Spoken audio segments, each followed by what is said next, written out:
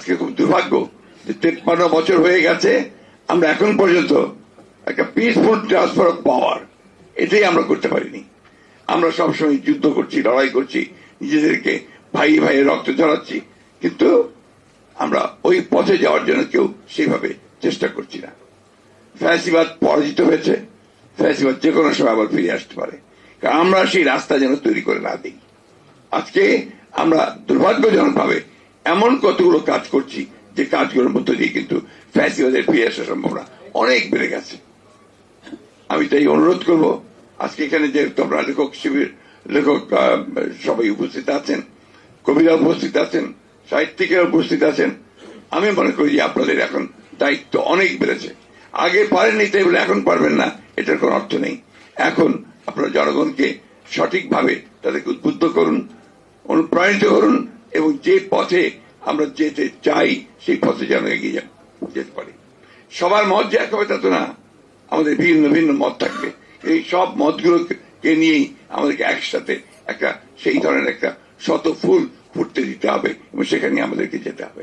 আমি শুধু এটুকু বুঝি যে আমাদের এখন সময় হয়েছে একসাথে ঐক্যবদ্ধ হয়ে আমাদেরকে সামনের দিকে এগিয়ে যাওয়ার, এবং সেই যাওয়াটা হচ্ছে একটা গণতান্ত্রিক লিবারেল ডেমোক্রেসির পথে এগিয়ে যাওয়ার। আমি অনেক এখানে আছেন, সব পণ্ডিত মানুষেরা আছেন, তারা অনেক বক্তব্য রেখেছেন। আমি সেই তর্ক বিতর্কে যাওয়ার যোগ্য নই। তাহলে এইটুকু বুঝি যে আমার যে মানুষগুলো সেলিমউদ্দিন কলিমউদ্দিন, যার কিছুক্ষণ আগে আমাদের সেলিম সাহেব যে বললেন যে আপনার যে কথা সেটাই হচ্ছে মূল কথা আর কি, যে তারা কিন্তু মনে করছে যে তার আপনার হালুয়া টাইট।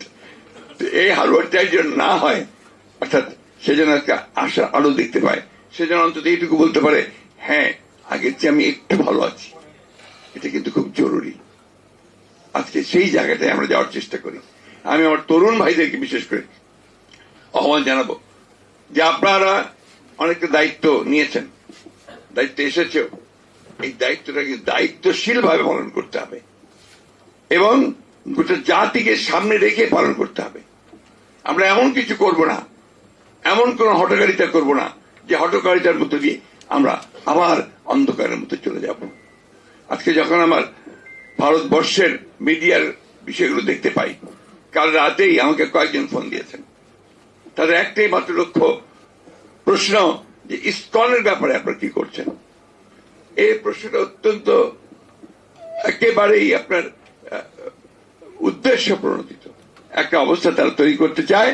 সেই অবস্থা নিয়ে প্রথমবার ফেল করেছে, এখন আবার নতুন করে আবার সেই অবস্থা তৈরি করতে চায়। শিয়া বাটার ও ভিটামিন ই সমৃদ্ধ lily glam beauty soap. Lily, always beautiful.